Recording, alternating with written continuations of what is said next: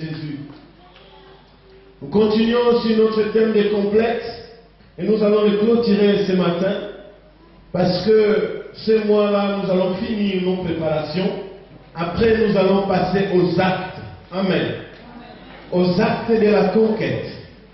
La Bible dit que la foi sans les actes, c'est une foi morte. Là, nous sommes en train de nous préparer dans la foi, mais à un moment donné, nous allons passer sur ce que nous appelons les actes de cette année pour la conquête. Et le dimanche passé, nous avons terminé sur l'intelligence. Nous allons aborder rapidement sur la beauté. Chaque matin, chacun de nous court sur le miroir, devant le miroir. Il se regarde et quand il va dans un centre commercial, dès qu'il voit un miroir à côté, il passe directement, il s'arrête un peu. Même s'il est pressé, mais il s'arrête quand même quelques secondes, il regarde le visage. Pour les femmes, il regarde les cheveux et il bouge la tête pour classer les cheveux convenablement. Et donc, la beauté a pris tellement une dimension dans la vie de l'homme ou de la femme. David, merci si tu peux me jouer une musique très douce, très basse. Vous m'accompagnez, merci, que Dieu te bénisse.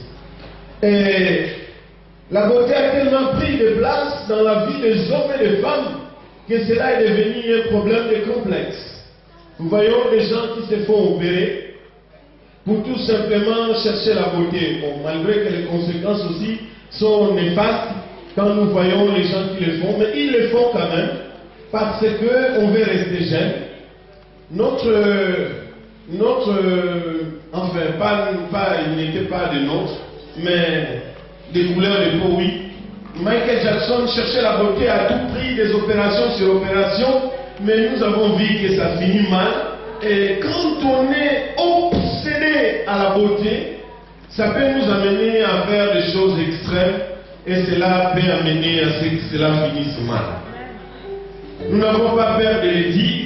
J'ai dit oui, il faut être beau, mais le Seigneur nous a créés avec la beauté physique que nous pouvons avoir, mais la beauté surtout intérieure que nous avons, et c'est de cela dont Dieu a besoin certainement.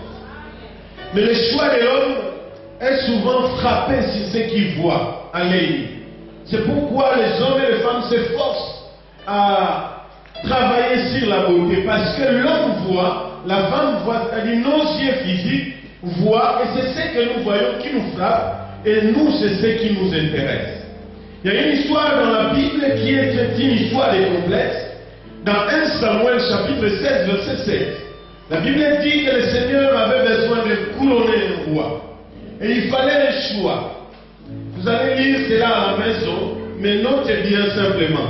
Mais je voudrais qu'on le lise à la maison pour que j'avance. Et la Bible nous dit que Dieu avait besoin de couronner un roi. Parce qu'il voulait changer de roi. Il voulait un autre roi à la place de celui qui était en place. Et pendant ce temps-là, la personne qui va charger la mission, c'est-à-dire les prophètes en vrai, lui, il va aller dans la maison qu'on lui avait envoyée. Parce que Dieu lui avait donné des instructions bien précises de la maison dont il doit se rendre pour couronner les rois. Il se présente dans la maison de ce roi-là, mais lui, il va chercher ce qui frappe aux yeux. Parce qu'il va se dire que si Dieu veut un roi, c'est que ce roi-là doit être fort physiquement. Donc lui, il va se dire, présentez-moi tes enfants. Il va aller dans la maison, il va arriver dans la maison et il dit, je suis venu parce que Dieu m'a envoyé de couronner quelqu'un. Et c'était vrai, c'était le message de Dieu, il était l'envoyé de Dieu et il lui avait envoyé pour ce message. Et quand il arrive dans la maison, parce qu'il cherche ce qui frappe aux yeux des gens, et lui, il va se dire que présente-moi tes enfants et fais-moi défiler tes enfants. Et à l'ancienne, à l'époque, souvent quand quelqu'un vient se marier dans une famille, on va faire défiler les femmes de la famille et puis lui, il va faire un choix à l'époque. Mais bon, c'était l'époque. Mais le roi qui devait être moi, Dieu les connaissait au fond de son cœur. Dieu l'avait choisi à cause de son cœur. Ce n'était pas parce qu'il avait une beauté physique ou parce qu'il avait des muscles. Parce que dans la beauté physique, il y a des gens qui font des pompes tous les jours. Je ne sais pas, qui vont dans un gymnase pour avoir des muscles bien baraqués. Et quand une femme va voir, elle va dire, oh, ça, c'est ce que je veux, c'est ces muscles-là. Et donc les gens se font tout, se donnent la peine pour pouvoir arriver à devenir quelqu'un qui peut se voir physiquement. Et donc le roi va dire, non, pardon, le prophète va dire, mon cher, fais-moi passer tous tes enfants parce que moi, je veux quelqu'un qui va être couronné comme roi. On fait passer le premier. Dieu souffle dans les oreilles du roi que ce n'est pas lui. On fait passer la seconde personne. On fait passer défiler tous les enfants. Personne n'a été choisi par Dieu. Maintenant, le roi, le prophète va se dire, oh, mais je ne comprends pas. Mais c'est dans cette maison que le Seigneur m'a envoyé de couronner un roi. C'est qu'il y a un problème. Pourquoi je ne vois pas ce roi-là? Est-ce que tu n'as pas un autre enfant? Peut-être un enfant que tu as eu avec une autre femme. Peut-être qu'un enfant que tu as eu, mais tu ne te souviens plus. Est-ce que tu n'as pas un autre enfant? Il va se dire, ah, j'ai un autre enfant, mais lui, il sent mauvais. Parce qu'il est tout le temps avec les chèvres. Il est tout le temps avec les moutons. Lui, là, je l'ai mis là-bas parce que, bon, je préfère qu'il soit là-bas. Et puis il va lui dire, non, faites-les quand même venir. Quand même venir parce que, bon, si toi-même le père déjà qui dit ça, donc moi les prophètes, je ne sais pas ce que je pourrais dire de cet enfant. Mais bon, moi je sais que le Seigneur m'a envoyé dans cette maison, fais-le-moi quand même venir. Le Seigneur va dire que voici mon choix. Et David va être choisi. Donc si ça ne dépendait que de la beauté, David n'avait pas la possibilité d'avoir ce choix. Si ça dépendait que de sa corpulence physique, David n'avait pas de place pour cela. Or, c'est lui qui était plus costaud que les costauds qu'on avait présentés au prophète. Parce que lui, il se battait avec les animaux pour sauver tout ce qu'il avait comme troupeau à garder. Lui, il avait une corpulence intérieure insondable. Parce que l'œil physique, humain, ne pouvait pas voir ce qu'il était costaud à l'intérieur. Mais c'est ce que le Seigneur cherche. Amen. Voilà un prophète complexé. On lui envoie faire un choix. Lui, il va se baser sur le physique, sur la beauté ou sur tel ou tel critère. Mais Dieu dit, je ne suis pas dans ces choix. Amen. Je ne suis pas dans ces choix. Mon frère et ma soeur, je vais te dire que le miroir tous les jours c'est bien, c'est beau. Mais moi je vais te dire que ce qui intéresse Dieu, c'est ce que Dieu a à l'intérieur. Amen. Donc plus tu travailles ta beauté intérieure, plus Dieu s'intéresse à toi. Plus tu travailles ta beauté intérieure, plus Dieu commence à te mettre dans une place bien choisie. Plus tu deviens le choix de Dieu. Plus tu vas privilégier ta beauté extérieure, plus Dieu dit celui-là s'appuie sur le physique et moi j'ai besoin de ce qui est intérieur. Amen. Pour ce qui concerne l'intelligence, parce que je vais passer vite, j'ai beaucoup de choses à dire. Le Seigneur dit que l'intelligence vient de la bouche de Dieu. Amen. Donc ce qui rend l'homme intelligent, Dieu regarde l'intelligence par rapport à notre capacité d'appliquer ce qui sort de sa bouche. Amen. Les hommes peuvent te juger intelligent parce que tu peux créer des choses, tu es savant et tout. Oui, Dieu accorde l'importance à cela. Mais il accorde plus d'importance à ce qui sort de sa bouche et de ta capacité de le mettre en pratique. Et de ta capacité d'appliquer cela. Et quand Dieu te regarde, il dit, j'ai en face de moi un homme ou une femme intelligente. Amen. C'est par ta capacité de mettre en pratique ce qui sort de la bouche de Dieu. Or, ce qui sort de la bouche de Dieu, c'est ce qu'il dit dans sa parole. Et donc la valeur de Dieu pour nous, c'est là, dit, tu es un homme ordinaire et lui veut te rendre extraordinaire de ce qu'il dit dans sa parole. Amen. Pour Dieu, la valeur que tu as, la valeur intellectuelle que tu as, il dit, cet homme ou cette femme, je l'ai pris dans la boue, on les giriait, on les traitait vauquelien, on les traitait inutiles, même dans sa famille, dans sa maison, dans son entourage, dans son travail. Il était inutile. Et moi, je le prends dans la boue et je le fais asseoir dans le même rang que le dignitaire de ce monde. Amen. Voilà la valeur de Dieu. Dieu te donne la valeur dans ce sens. Dieu dit, tu es un homme ordinaire pour tout le monde, mais moi je veux te rendre extraordinaire. C'est pourquoi quand Dieu va se saisir de Paul, il va chercher à ce que Paul devienne d'abord un homme ordinaire pour le rendre extraordinaire. C'est pourquoi quand Dieu va utiliser Moïse, qui était élevé dans l'éducation royale, ou dans l'éducation du royauté de l'Égypte, il va d'abord le rendre ordinaire et Moïse ordinaire.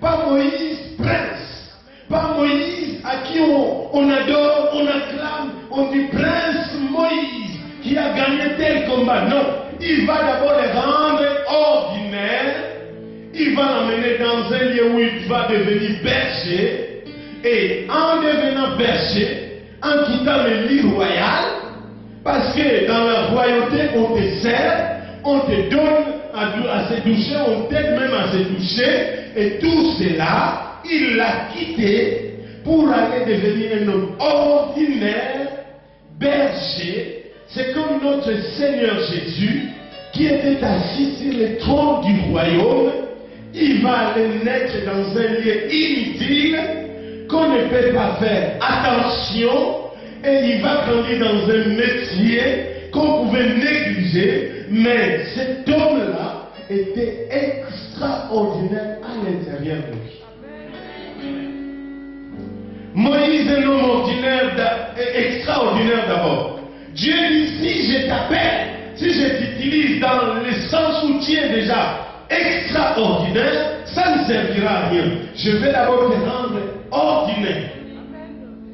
Il l'envoie dans un camp pour devenir ordinaire. Et quand il le ramène, alors il fait de lui un homme extraordinaire. Amen. Donc Dieu veut te donner cette valeur.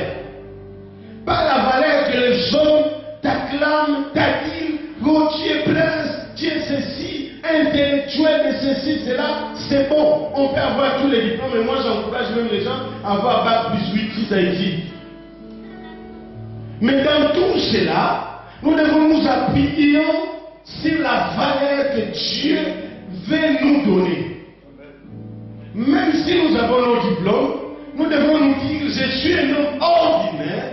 Dieu, je cherche que tu me rendes extraordinaire. Et c'est de cela dont Dieu veut. Dieu veut te donner une valeur.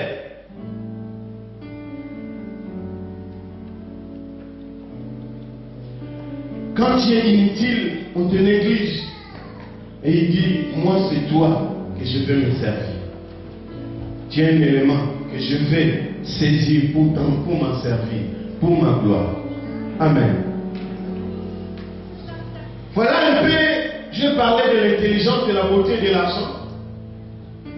La Bible nous parle d'une grande histoire de la Bible pour la conquête. Parce que ce qui nous intéresse, c'est ça. La Bible nous parle d'une grande histoire de la conquête. Il y a eu plusieurs histoires de la conquête, mais moi je vais prendre une histoire, parce que cette histoire avait commencé dans une position de complexe. La Bible veut que Gédéon puisse faire une conquête. Nous allons le lire dans le livre de Gédéon, chapitre 7, verset 1 au verset 10. Mais lisez-les à la maison. Mais moi, je vais m'intéresser simplement à cette histoire. La Bible nous dit que Gédéon devait aller à la conquête.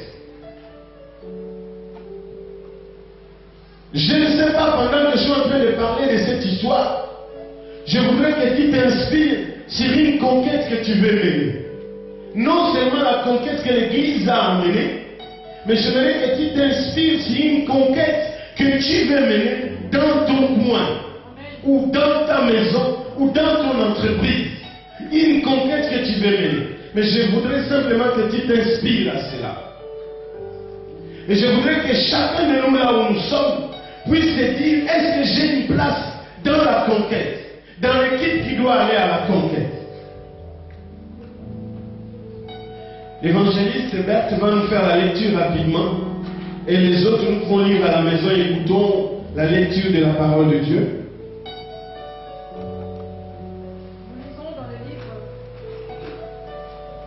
Nous lisons dans le livre de Juge. Juge chapitre 6, nous commençons au verset 1. Les enfants d'Israël firent ce qui déplaît à l'Éternel, et l'Éternel les livra entre les mains des Madian pendant 7 ans.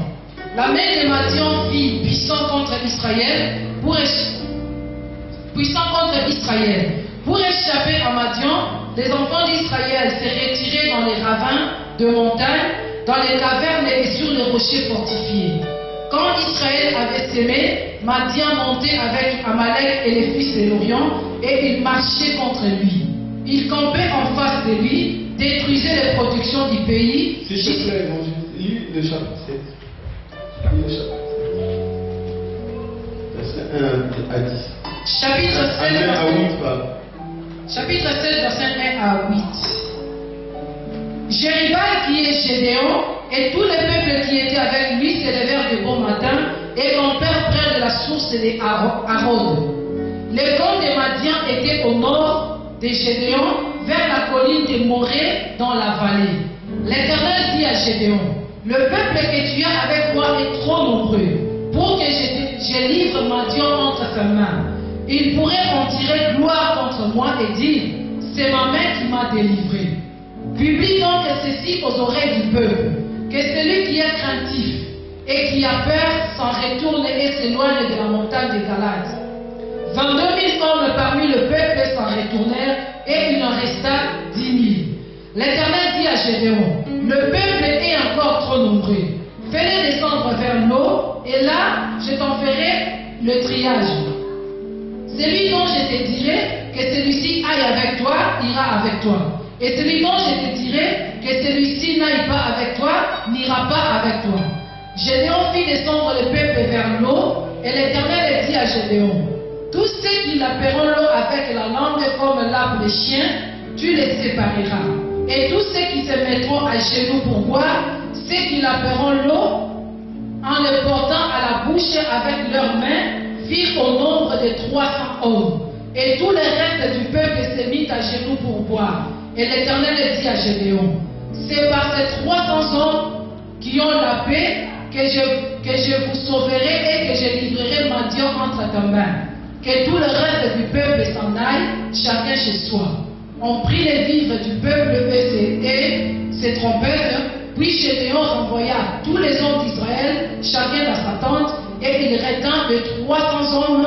Les camps de Madian étaient au-dessus de lui dans la vallée. Amen.